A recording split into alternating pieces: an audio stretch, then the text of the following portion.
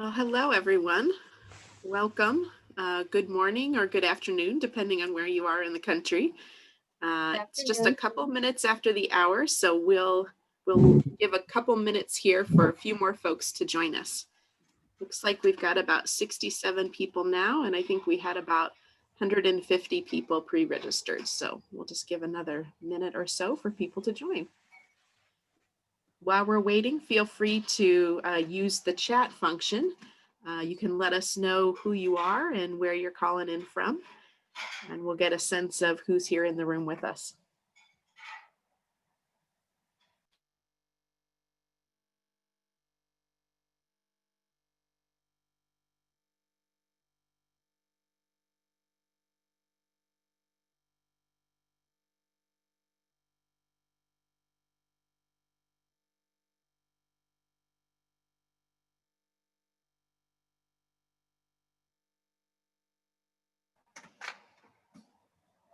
Great. Well, thank you to all of you who are taking a moment to introduce yourselves to us. We're so happy you're all here with us.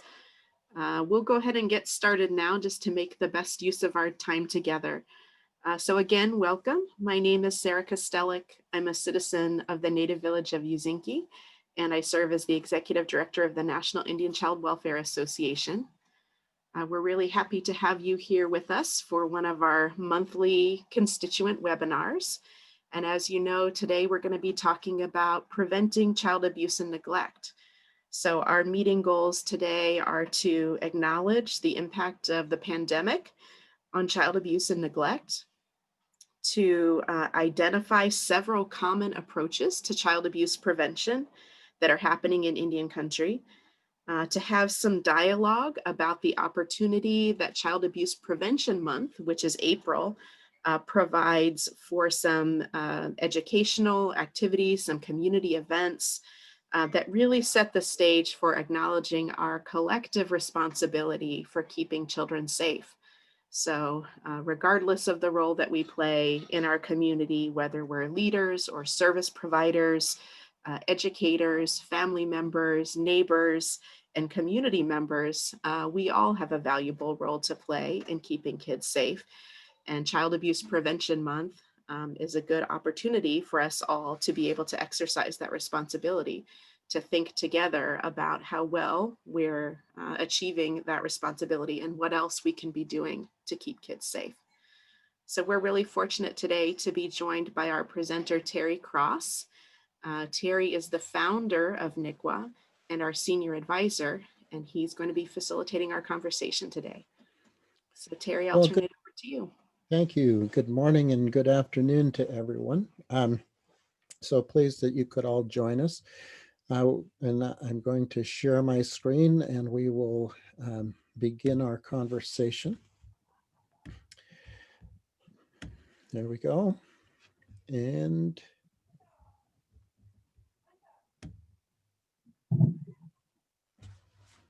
it works. We good? All right. As Sarah said, we really want to talk with you about preventing child abuse and neglect today. I'm going to start out with giving some context and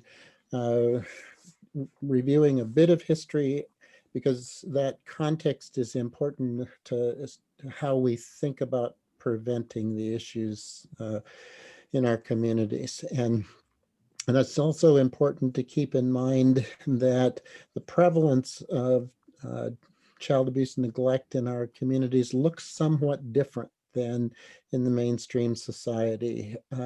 Most of what our families confront is neglect. The rates of physical abuse are actually lower in our communities than they are in the mainstream society. Neglect is higher, most often related to poverty, substance use disorders, and untreated mental health problems, particularly mental health issues. And sexual abuse in general is about the same, but there's a great variance between communities depending on where those issues have taken hold largely due to outside perpetrators coming into our communities. So I'm going to talk about, I'm going to recap some of the history, some of the impacts of collective trauma.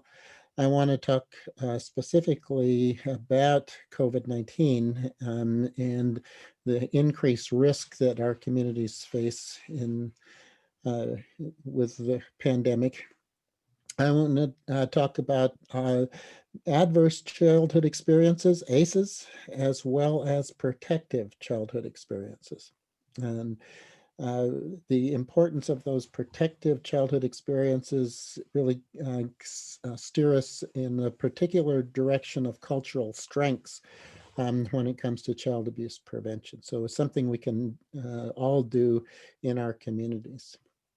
And I'm going to touch on positive Indian parenting as a resource because so much of what's in positive Indian parenting is the cultural strengths that and the teachings throughout our communities that help us prevent child abuse and neglect. One of the firm beliefs I hold is that our traditional cultures are cultures that protect children, that create safe places for children. And we have to remember what those are rather than create something new, and perhaps are finding new ways to deliver and implement the teachings that have been with us since time immemorial. And each of you are leaders in this work. So I'm going to talk a little bit about how do you take on the roles, the leadership roles that are required to get these conversations to happen in your communities.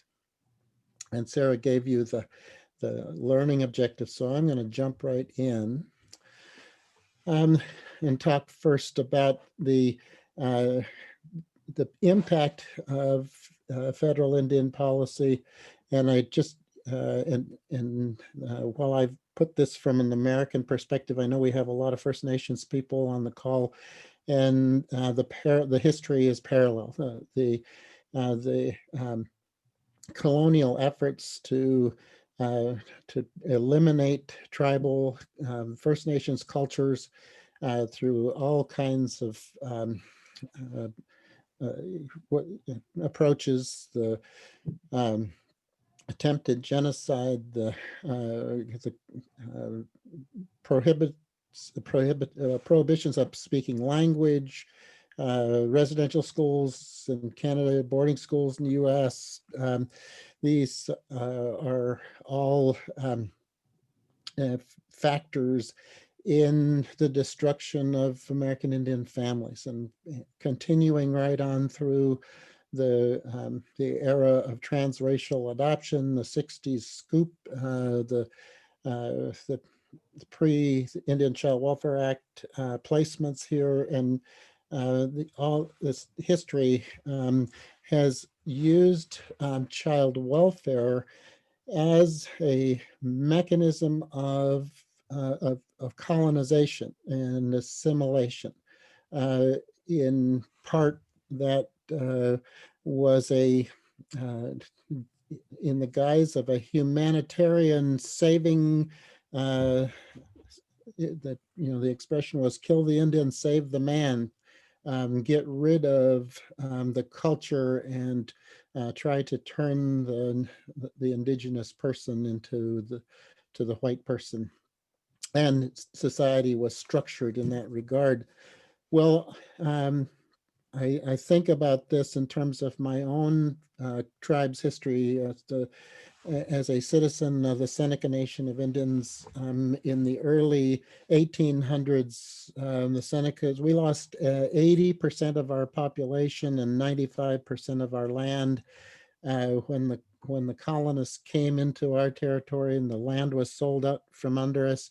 Uh, Farmers moved onto the land where the crops were already planted, and our people were driven into the hills, and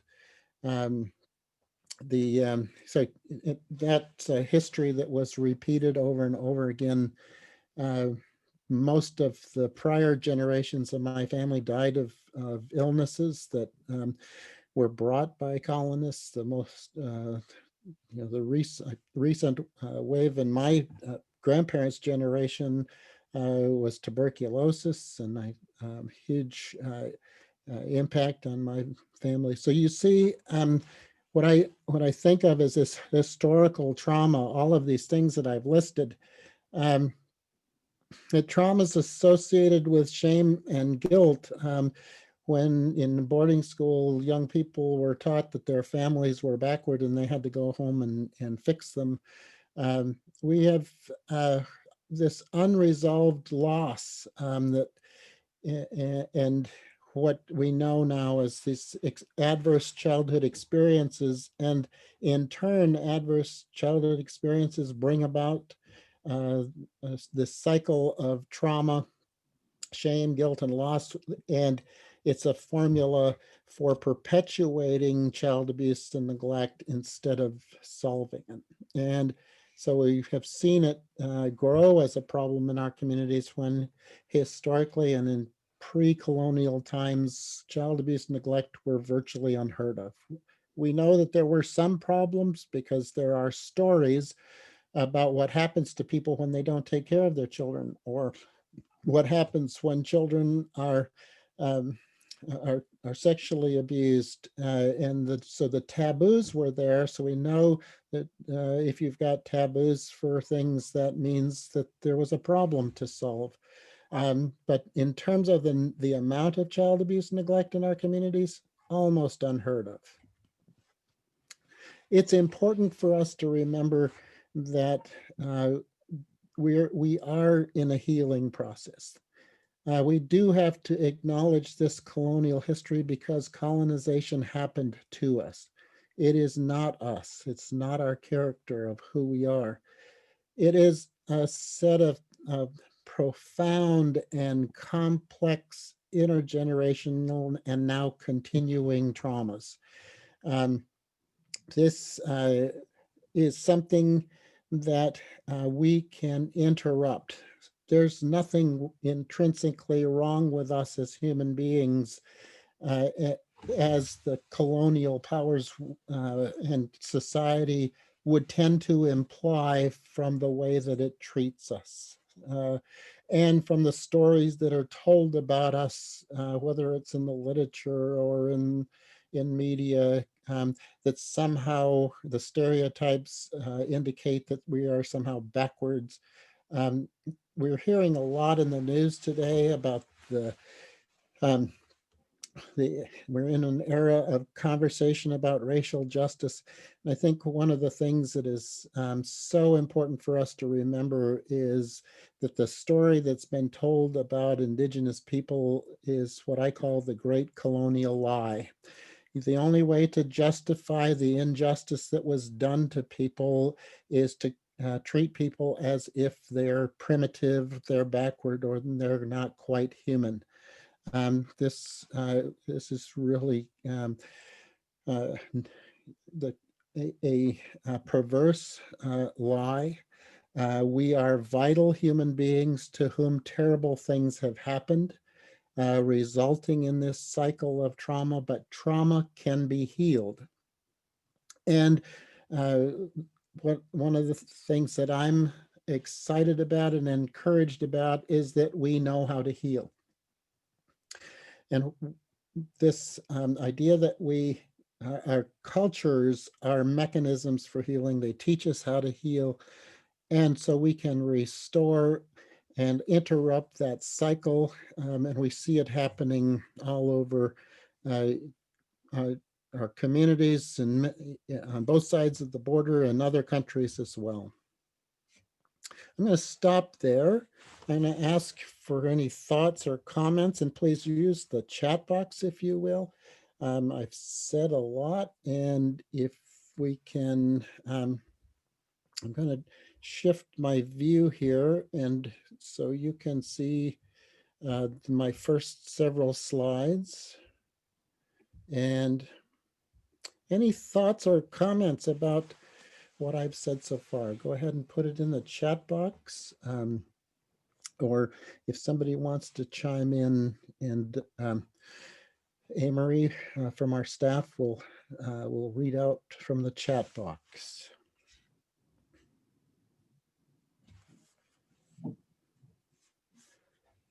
And I'm also famous for calling on people if I see you.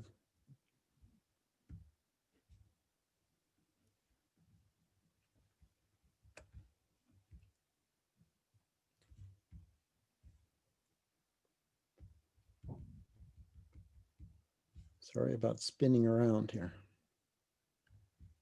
Amory, anything in the chat box? Nothing yet, Terry. Seems like we're a little quiet right now, but if anyone has anything, please feel free to type out your thoughts or comments there.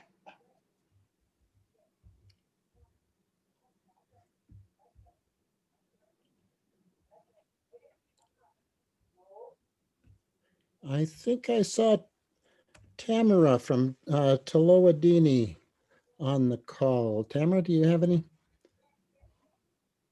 comment or feedback?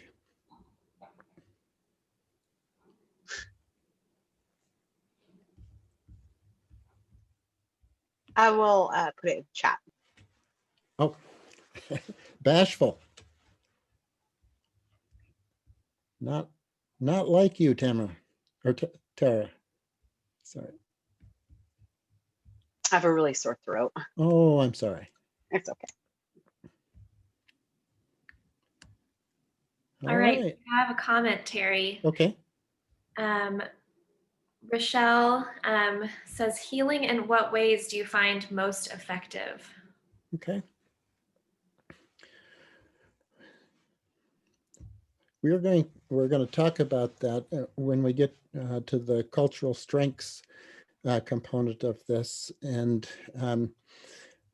but I'll just preface that by saying one of the most important things for us to remember is that emotional and historic trauma wounds left untreated can be like open and festering physical wounds that don't heal. When they do heal, they always will be with us as scars, but scars don't have to inhibit our capacity to function effectively every day. So these are principles I think that we can learn and that we can apply in our work on an ongoing basis. So anything else in the chat box, Amory? Nothing so far, but all right. Well, I'll let you know if you want me to just bring that up once they come in. Yeah, I'm going to get us back and and we're back to the full slide presentation. I want to know if what kinds of well, first of all, we're going to take a look at the and Terry, there was one more comment. Oh, I'll just go ahead and read it out loud. Okay. From Rafael Morales. He said, I think the most traumatic personal experience for me was that I would never be good enough being Indigenous. So Rafael, thank you for putting that comment in there. Yes, thank you. And that's the essence of the colonial lie, that we somehow aren't fully human beings and we can never quite be good enough.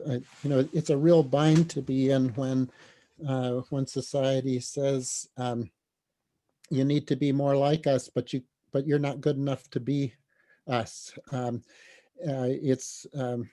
It is a real stuck place to be, and a way to perpetuate that that lie that somehow being the colonial power is right, regardless of whether or not it harms people or not.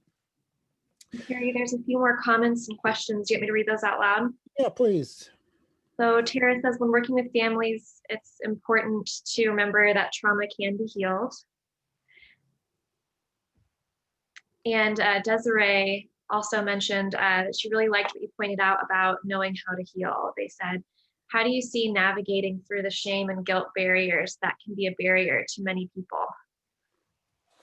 Yeah, I think that these are, from mental health term, I think is what's called context stretching, helping people understand their experience of their lives in the context of this larger history, and giving people choice and agency, the ability to choose whether or not this colonial law actually applies to them, and um, what allowing it to continue to have validity in anyone's mind is doing to all of us. So it's about empowerment. It's about coming together in our conversations, and the this colonial process has been so successful in stripping most people of a cultural identity that we sometimes even, well, I guess I will say we frequently hide from each other how much we don't know, and it inhibits our ability to pass our culture on. And because that shame and guilt is both, it affects people who know the culture and have been taught that it's not quite as good as the mainstream culture, but it also affects those people who've been prohibited from learning, or who've been put in a circumstance where they couldn't learn their traditional cultures, and and we have a hard time then even owning our gaps. Last year, I was in a gathering that was back home. We have an annual gathering of good minds conference, and I was in a men's group where we were talking about this issue of when we come together, how good it feels to be able to share what it is that we know, but also how scary it can be. And I made the comment that it seems like each of us bring remnants of things that we learned, um, and those remnants are like bits of cloth that we bring together, and we pointed out that our ancestors would have taken those bits of cloth and sewn them together into a quilt. And that's exactly what we're doing when we're remembering who we are culturally. We're bringing the remnants together and sewing them back into a beautiful quilt of our indigenous cultures. So it is part of that healing process. I'm going to jump back at this point into this the threat of COVID-19 and the environment that we've been in, and thank goodness we're seeing this light at the end of the tunnel with the vaccine, because the pandemic brought us so much of the things that contribute to child abuse and neglect, made them front and center and predominant in many of our communities. So increased isolation and tension. Isolation is one of the highest factors associated with child abuse neglect. Prevention of child abuse and neglect, both historically and today, it depends on having eyes and ears on children, for people to be watchful, and for people to know what's going on and to be able to talk with one another. So this increased isolation's created an environment in which we're more at risk for child abuse neglect. And of course, the tensions underlying being in a pandemic situation and coping with the unknown or the unseeable threats. One of the ways that people are coping is with increased substance misuse. And in Indian country, substance use disorders are highly correlated with child neglect in particular, and with some forms of child abuse, particularly when the substance being misused is methamphetamine. And the choices that people make under the influence of meth can be very destructive for children. We all are experienced increased domestic violence in our communities, and increase in fear and grief and loss, and those triggering of historic losses. I mentioned the multiple generations of loss in my own family. I know that in many parts of the United States and Canada, people have experienced not so long ago, a couple generations back, the tremendous losses in family. And we also are experiencing, almost every phone call I've had with people about this is a decrease in the access to our cultural activities and our social supports. And those put us at higher risk for child abuse and neglect. And again, decreased exposure to reporters. So, one of the main places that our tribal child welfare programs learn about children who are neglected or who are abused, these are preschool teachers, healthcare providers, teachers in school. So with kids not being in places where people see them, there's not as many reports coming forward. And many places it's been almost impossible to provide child protection, particularly where the rates are so high. So we're at a moment of high risk for children, and the impacts of COVID-19. I'd like to hear more about from your perspectives. So we're going to take this moment to have an exercise right at the moment.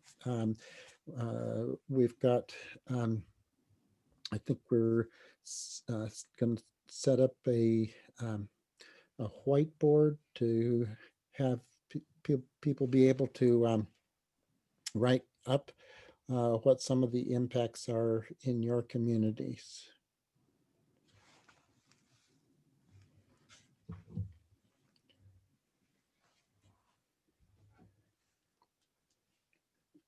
Oh.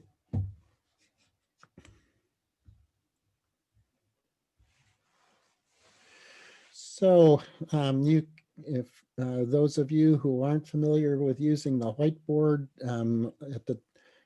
usually at the top of your screen, and it says you're viewing Sarah Whitman's screen. Under View Options, you can click on Annotate, and if you then click on the text function, you can type.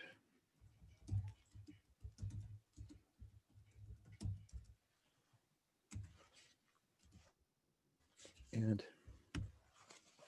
so please share your thoughts about the impacts of COVID-19 on your community as they relate to these risks for child abuse and neglect. So lack of services, people are worried, increased substance misuse.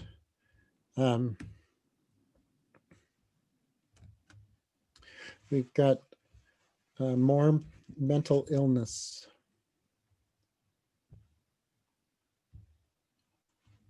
Increased alcohol consumption, self-medicated, exacerbating neglect of minors.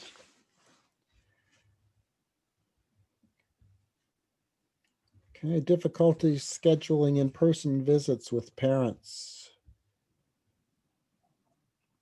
Increased substance use disorders, decrease of reporting, increased substance.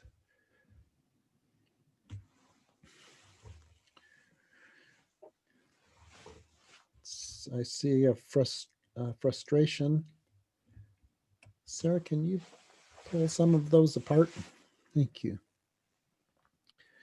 This is good. Thank you, everyone, for typing in here.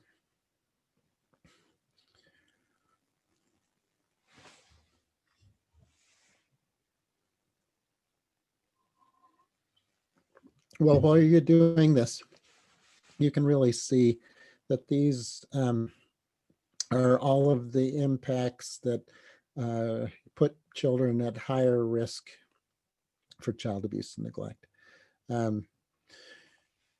People are even though you're trying to do services via Zoom, it's really hard to connect to people. It's hard to see children. And one of the things that's so important in child welfare is to have that person-to-person contact, to be able to check in, to be with people.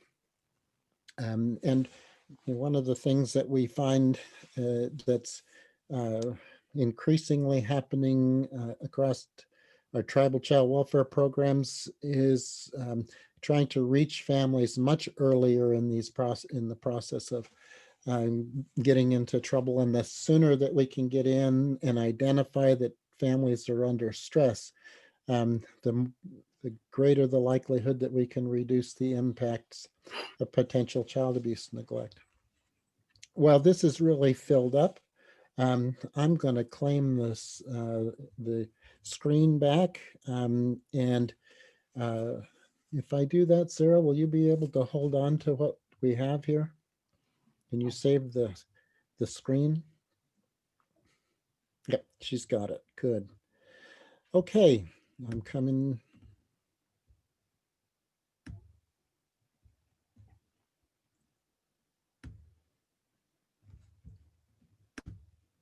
And here we go back again.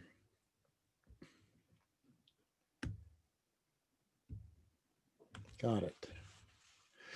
So I want to jump into talking about the relationship between child abuse, neglect, and adverse childhood experiences. So some of you have probably heard of ACEs, the studies by the Centers for Disease Control and Kaiser Permanente, looking at over, I think it was like 40,000 people. They were trying to understand the impact of, why did some people have poorer health outcomes later in life than other people? What were the things that were associated with that? Well, they, after looking at all of these people and understanding that data, they found that one of the primary contributors to things like heart disease and strokes and diabetes, a range of health problems, was related to people's experiences in their childhood. So they found 9 big items, adverse conditions that were directly related to poor health outcomes. And in later studies, they've added additional ones. I'm just going to talk about these first 9 this time. So recurring physical abuse, recurring emotional abuse, context sexual abuse, having an alcohol or drug abuser in the household, someone who's incarcerated in the household, someone who's chronically depressed, mentally ill, or institutionalized or suicidal in the household. Having a mother treated violently, the absence of parents, and emotional or physical neglect. Boy, if you look at this list and you look at the indigenous populations that were colonized, and the treatment of indigenous people that we talked about in the opening of this session, these are the experiences that are part of that colonial experience and the historic trauma that we're talking about. The outcomes associated with this, if you have an ACE score that is higher than 4, your outcomes are predicted as not having a lot of impact on poorer health outcomes in your life. So you get an ACE score ranging from 1 to 9, and I think it's now 1 to 10 or 11. And in the mainstream population, as that score goes up, the risk for numerous health problems go up. And what we know from the studies that are available, literature's available, that 25% of all our Indigenous youth have 4 or more of these. And that's twice as many as the mainstream society. We know that the higher your ACE score goes, the greater the risk. So the adverse childhood experiences contribute to social and emotional and cognitive impairment. It contributes to high risk behaviors, and it also contributes then to disease, disability, and social problems. So the more you add on these adverse childhood experiences, the not only the poorer the health outcomes, but the higher the risk of social problems. So, oops. But there's good news we've found in the studies and the literature. It's not all bleak and darkness. We can change this trajectory. There are a number of protective childhood factors. We call them PACEs. And it's clear in the literature, as well as a couple specific research projects that NICWA's been involved in, that having supportive adults in your life, being part of a positive peer group, being engaged in school activities, and having your family be strengthened and have family resources, particularly extended family resources, being connected with spirituality and or religion, and in the studies, it doesn't seem to matter whether it's traditional or Christian religions. Just having that connection and that grounding. Having something to hold on to, one of my elders recently said. Then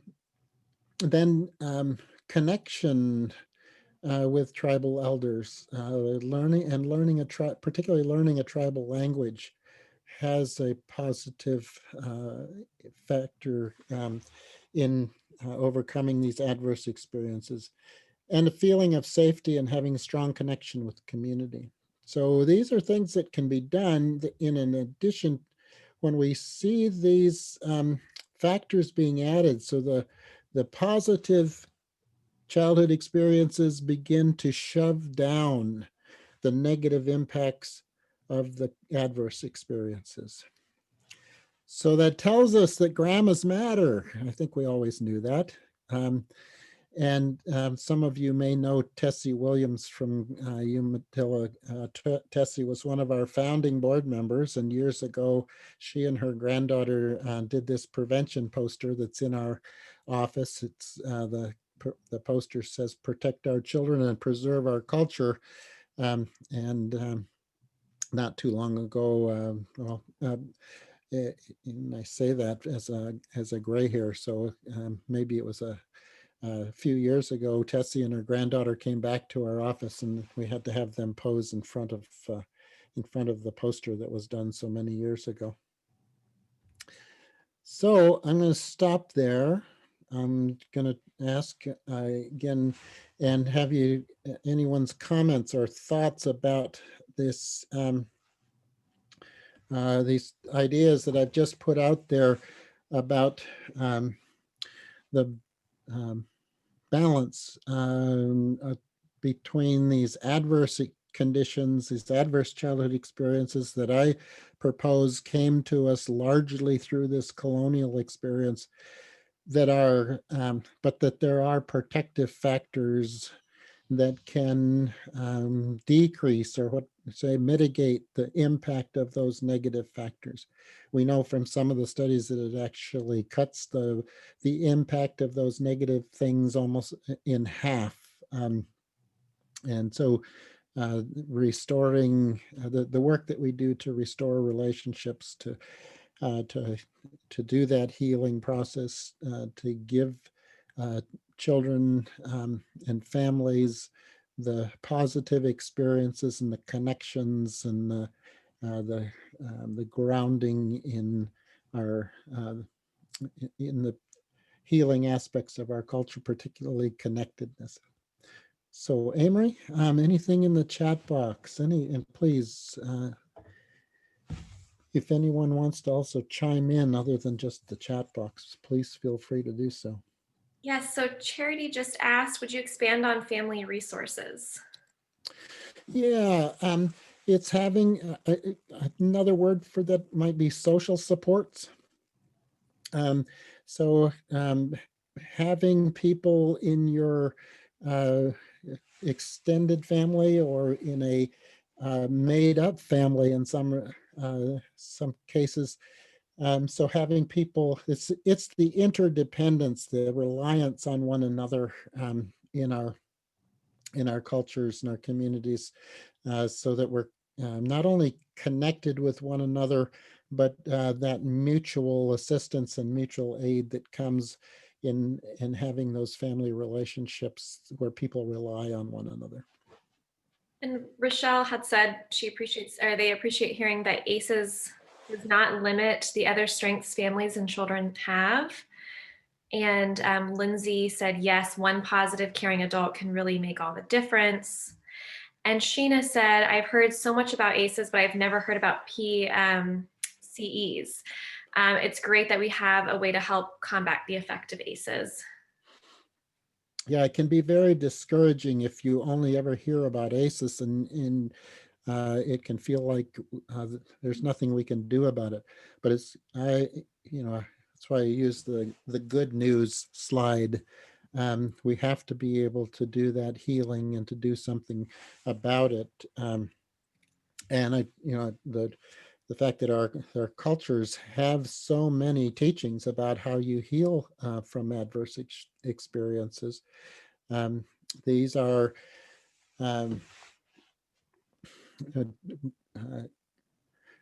the things that we know how to do, and I'm going to highlight many of those in just a moment. So, anything else, Amy? There were some comments earlier on that are really great, so I encourage everyone to check out the chat just from the presentation, but I think for now that looks like all for this portion. Okay, I will jump back into the presentation.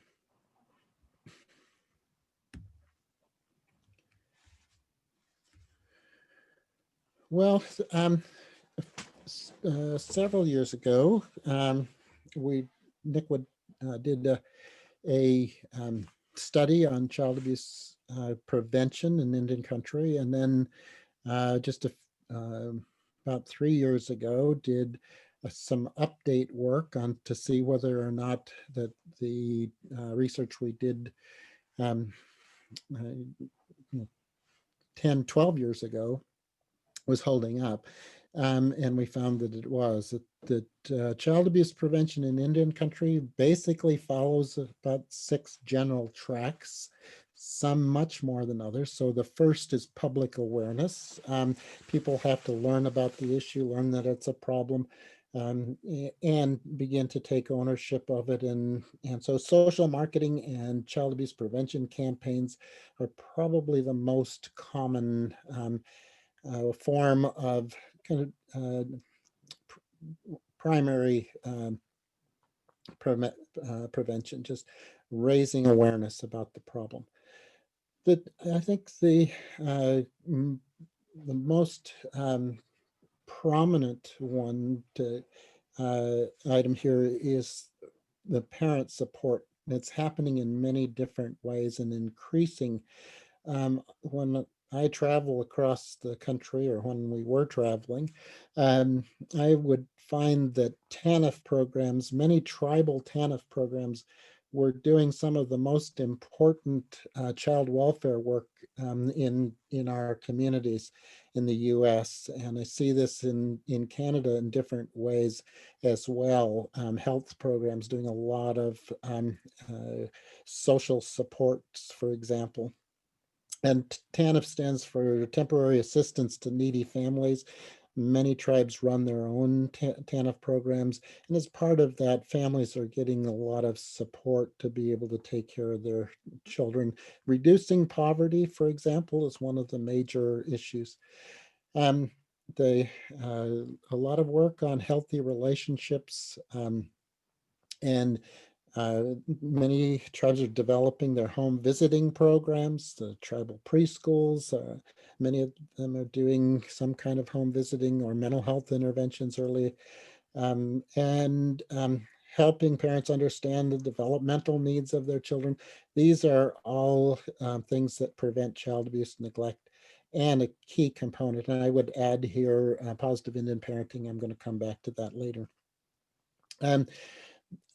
Another form of child abuse prevention that was very prominent in the 90s, but is not done much anymore. It's the child resistance education, and this was primarily aimed at child sexual abuse. It was the safe touch, stranger danger kind of training. One of the things that we learned in the process of this kind of prevention was that children aren't very good at protecting themselves even when they're trained. What the training actually did was help parents, caretakers, and teachers be much more aware of the dangers in the environment and watch for the signs so that people could provide a protective barrier of eyes and ears so that they could be aware of when children were at risk. There are a number, I think, of ways that we are addressing child abuse and neglect by intervening to reduce problem behavior. As I listed all of those problem behaviors of domestic violence and substance use disorders. These are things that we're increasingly addressing in our communities, and as well as social risk reduction activities. And when I say that prevention activities that prevent the substance use disorders or the domestic violence or the isolation, these are all I count in the area of child abuse prevention. So well-briety, things like boys and girls clubs, and again, I've listed PIP here. All of these are helping address the issues that underlie child abuse and neglect. And I've added to the list the cultural strengths, which I'm going to get to in just a moment.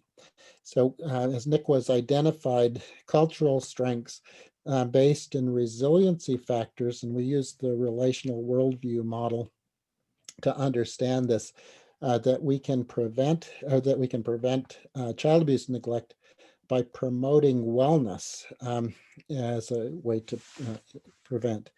And recently we've done some work and for example, producing a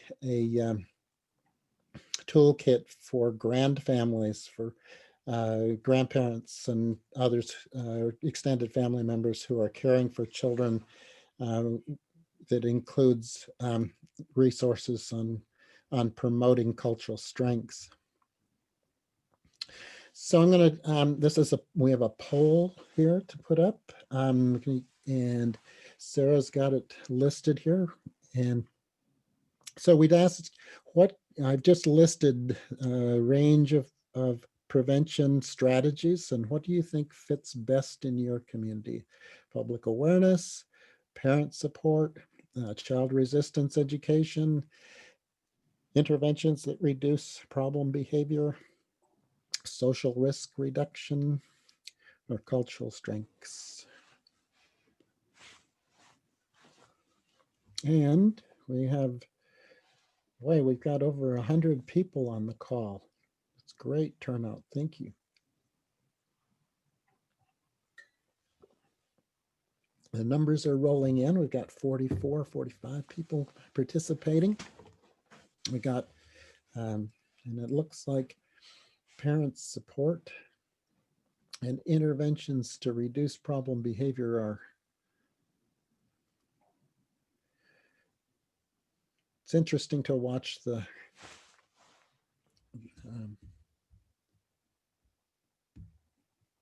these numbers come in. And I think I can see them. Not sure that other people can see them as they progress. So with 71 of 102 people participating, we see that the parent support activities are the predominant. 72% of those responding are saying that parent support is the leading item, the best fit for your community. And it's also one of the most effective. So I'm glad to see that that's happening, and we'll I'm gonna stop sharing. We're gonna move on because I do want to talk. Oops. Hey, Maria and I are clicking the same button, or Sarah and I are. Okay, I think we're good.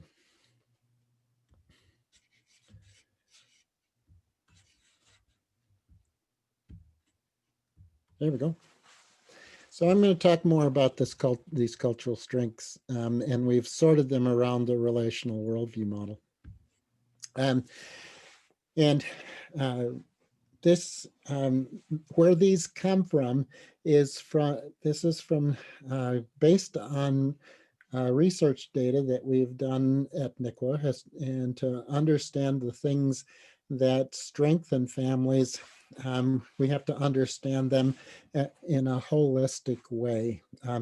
So we sort them around this circle of mind, body, spirit, and context.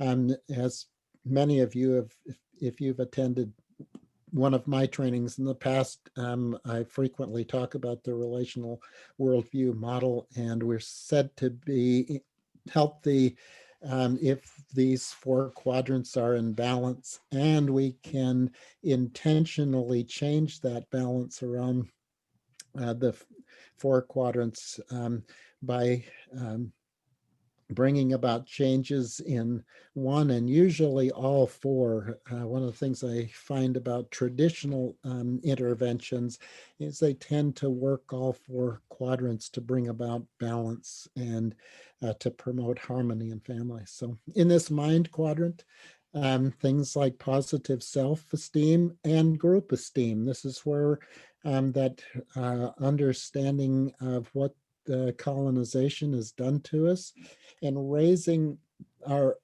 awareness and the pride, the cultural identity that we feel, and the sense of pride in that cultural identity is central to developing strengths. Our having a clear value system, looking at our traditions as a positive motivation. So, for example, in positive Indian parenting, we teach about the historic teaching that children are gifts of the Creator, and they need to be respected because of their relationship and their newness from the Creator. The teaching that children who are mistreated can be taken back by the Creator. So what we're doing is creating a clear value system for parenting. Developing problem-solving skills, and in our cultural traditions, our cultures taught us how to bring resolution to discomfort, to bring back good feelings in relationships. So learning these problem-solving skills, and learning decision-making skills, and applying what we know with regard to traditional parenting. And I think the difference, my my assessment of the differences in the teaching, the teachings about parenting in the mainstream modern society is it's about how to manage behavior or how to promote development, uh, and traditionally we were about how do we help develop young people, or help our children be safe, healthy, happy, whole individuals who are able to regulate their own behavior and their own emotions, and to be to develop from dependency to providership in an interdependent network of people rather than developing as individuals who are separate from everyone else. In this body quadrant, being alcohol and drug abuse free, having a positive health practices of sleep and diet and eye and dental care, all of these things contributing to stronger, healthier families. In the context quadrant, having extended family support, home and home visiting programs could be part of this, and our access to tribal resources helps making sure that families are not isolated, that people have the job opportunities and skills. This would be as it's related to talking earlier about the importance of our TANF programs, and in many parts of the country and in Canada, the subsistence capacity of families, being able to use our traditional foods and our traditional gathering practices, spiritually being actively involved in spiritual practices and supports, and having supports of elders, and being aligned with this with spiritual and natural the nature of children and parenting. So I talked about that with regard to positive Indian parenting.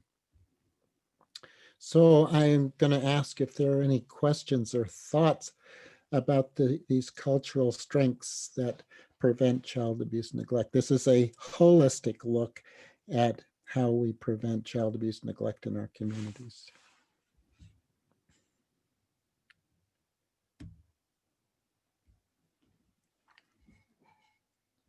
Amory, any?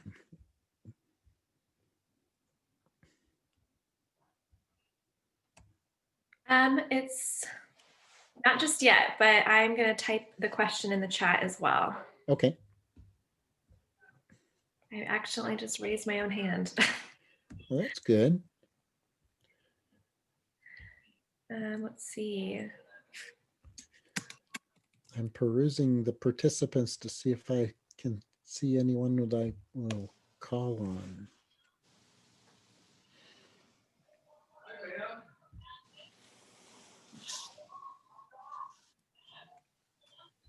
Okay. Not yet. No comments. Okay. All right. Well, it must be very clear then.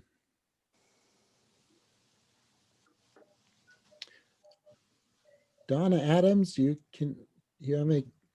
want to make any comment? Oh, there's some comments now here. Okay, great. Thank you. Popped up. Kathy said we really can't. Why is the topic of child abuse, child and sexual abuse so taboo? Is one question, and then another question is, can you explain more about the Creator, how this is important to connect to families? I missed that last comment. Amory, can you? Yes, it's how. Can you explain more about the Creator, how this is important to connect to families? Ah, okay. Mm-hmm.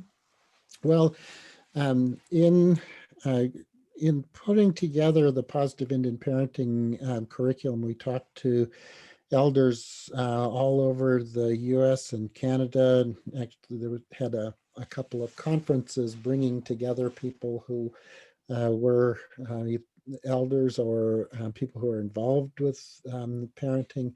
This was in the early 80s, because PAP has been around, was published in 87, but we actually developed it from 84 to 86 and began testing it in the field.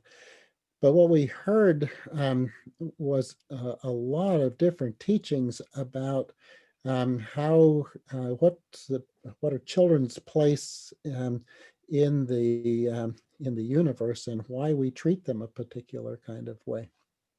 And one of the things that surprised us as we gathered this information was the consistency across so many of our indigenous cultures in the US and Canada. So, for example, in my own tribe, the good message of Handsome Lake is part of our longhouse traditions. And the good message says that when children are not taken care of, the Creator is saddened. And that in order to please our Creator, we need to treat children with respect, and it, when a child is in need, anyone in the community who can meet that need is supposed to step up and meet that need. So it isn't just parents; it's a responsibility of everyone to meet the needs of the children.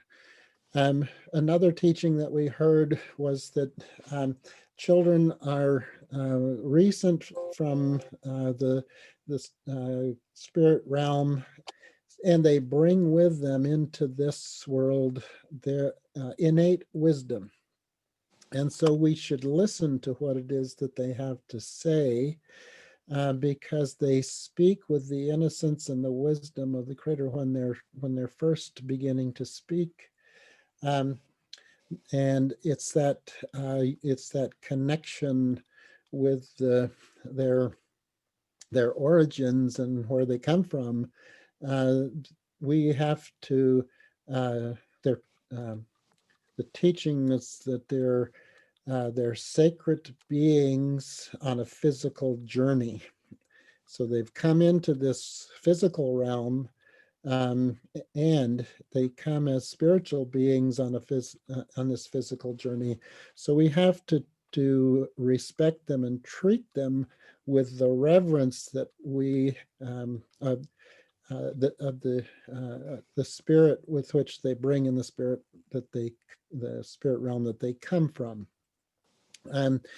Now, if you take those teachings and you think about what that must have meant historically, as to how people treated children with reverence and with respect, the amount of child abuse, neglect, it helps explain why we have lower rates of abuse even today, because these are persistent values that hold over time.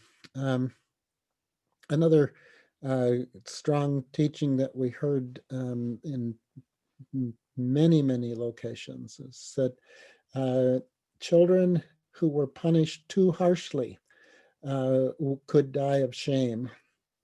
And so we had to be careful about how we speak to children and how harshly they're punished. Now imagine how it's a society that lived by that value system. When children then were taken to boarding schools, it seems to me that the degree of physical punishment that was perpetrated in those residential facilities was so contrary to our traditional cultures that it was even more traumatic than than if you'd grown up with that kind of physical punishment. Uh, there was a teaching from my territory that said that when children are being the teaching that discipline and teaching are the same thing, so that discipline was never separated from teaching. So when children did something wrong, you had to point out what they'd done wrong. You had to tell them the right way to do it. And then you had to ask them if they needed to have some kind of punishment. And if they said no, you couldn't punish them. And you had to remind them that they had the obligation to learn how to do and to not do the thing that was, not okay. The second time they did the same thing, you had to remind them if they didn't want to be punished, they couldn't be punished. And then but only on the third time did you have the option. But it meant that you had to teach constantly. So if you're um, in your child welfare programs, your family support programs, if you can align your traditional tribal teachings about the place of children in our cultures and our societies, and remember, in the sense that we're putting back together what we know about the values of our traditional cultures that prevented child abuse and neglect, and implement those in our parent education and our parent support, and in the way that we work with our families. These are the things that can help us prevent child abuse and neglect. That's why I say uh, our culture was created in such a way as to prevent child abuse. So Terry, there's a lot of really great comments about this slide and a few questions, but I know that we have another activity to do for the presentation. So would you like me to read these, or what do you think I should do? Read a few of them, please. Okay. The most recent, well, actually, there's been another one. Let's see, I think that one that was helpful was just this recent one that says, Dene traditional teachings also stress the importance of having connectedness to the holy ones and overall universe. A child learns of their place in the universe and how they are never alone. And this person mentioned it can instill in them resilience as they learn to turn to traditional teachings to overcome their struggles. Let's see, cultural strengths approach creates balance and harmony and thus family wellness was another comment. Teaching our children how to keep motivated and be active, and culture being a protective factor, strength, and most important method of healing for all aspects of child abuse prevention and family healing. Great, thank you, Amory. Yeah. So we're going to ask you to take a few minutes and look at what approaches that you've tried in your community, what's working for you, and we're let's take 10 minutes, and then we'll have 10 minutes to finish up afterwards. So we're going to put you in some small groups so you have a chance to talk with one another about the approaches that you're using in your community, and if you have thoughts or comments about this cultural strengths model, please discuss those with each other, and I'll wander around from group to group.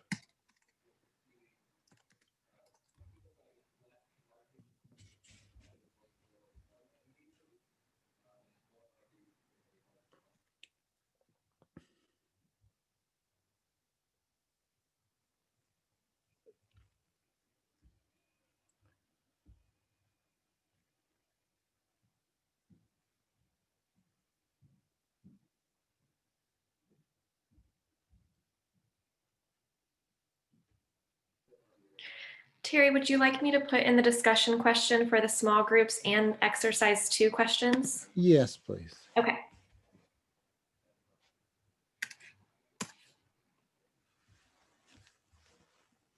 All of the people remaining, if you need any assistance, would you unmute yourself and let us know if you're having trouble entering the breakout room, or write us a message in the chat?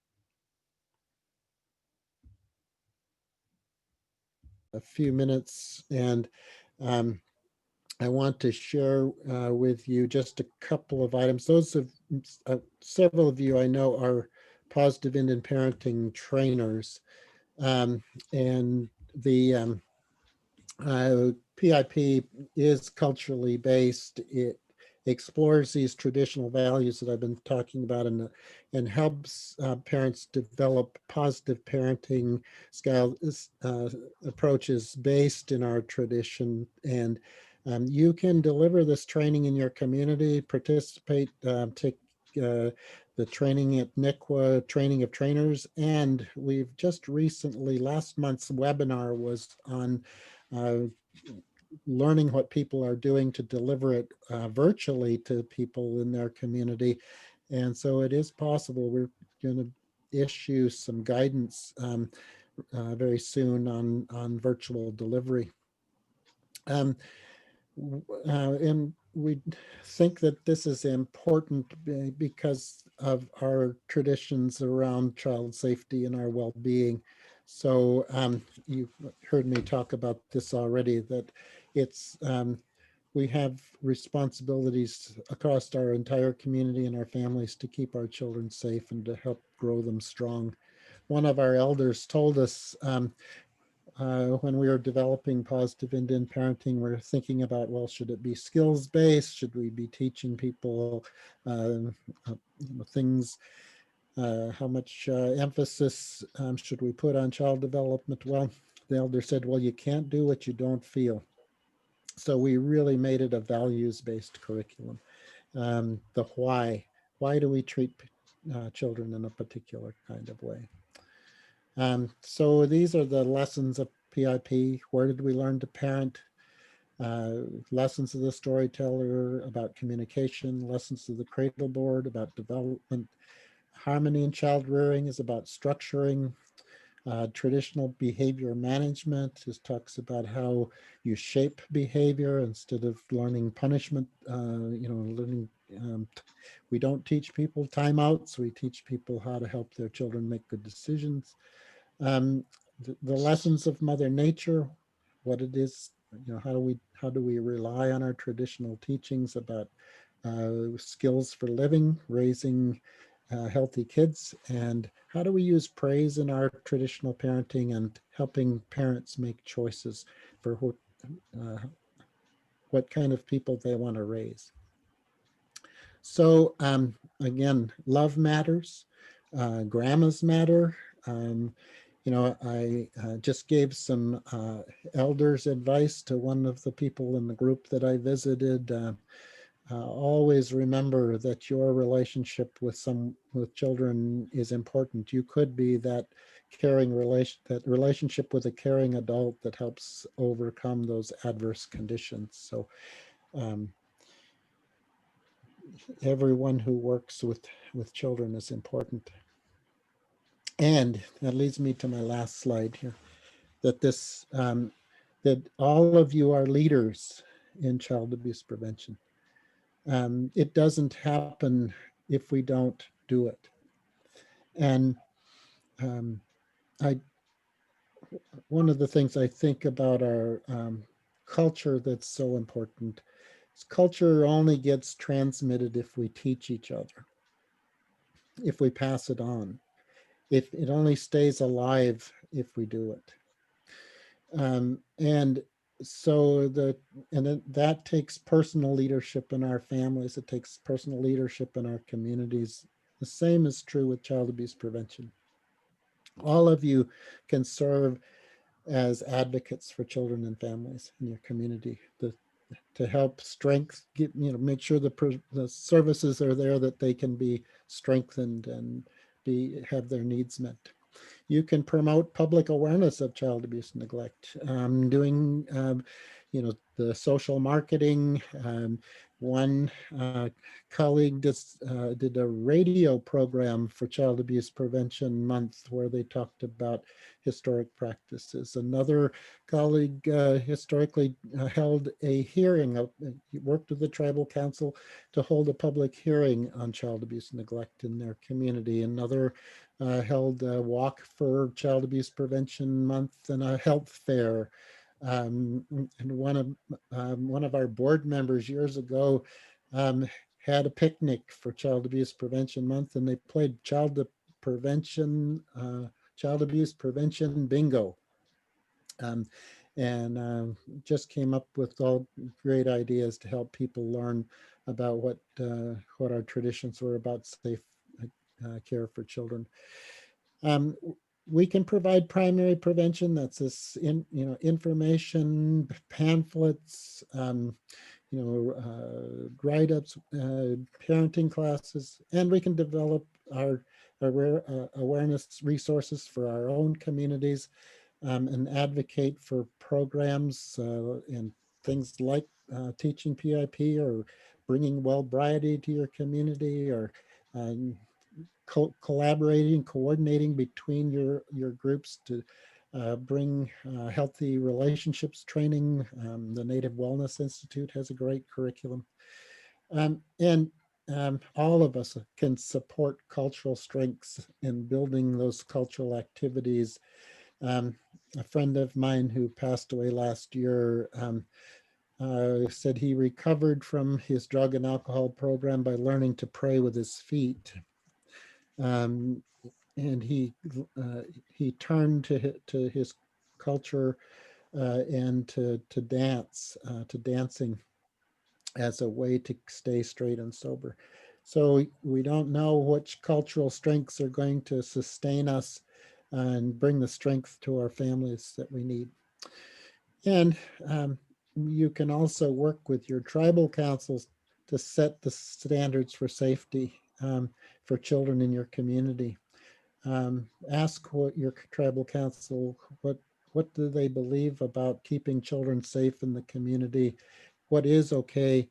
What is not okay in the community, so that when the parent says, if you're in child welfare and the parent says, stay out of my business, you can say, well, our community has decided what is and isn't okay for the treatment of children in our community, and we want you to be healthy, happy, and whole, and we want you to know we're watching.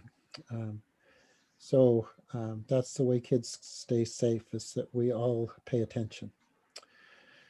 All right, I think that brings us to our time. Sarah, any closing words at this point? Just thank you so much, Terry, for your presentation. And we really appreciate all of our participants who joined in. I think at the height, I saw about 110 people on with us. We appreciate your good ideas in the chat box and your participation in the breakout rooms. And as Amory let us know, early next week, we'll be sending out the recording of this webinar and the slide deck. So we hope it will continue to be useful to you and that you will continue your planning for some child abuse prevention activities for this coming April. Thank you so much for your time, and we hope you'll consider joining us next month for our webinar on policies and procedures for child protection teams. So thank you, and have a good rest of your day. Bye-bye. Bye.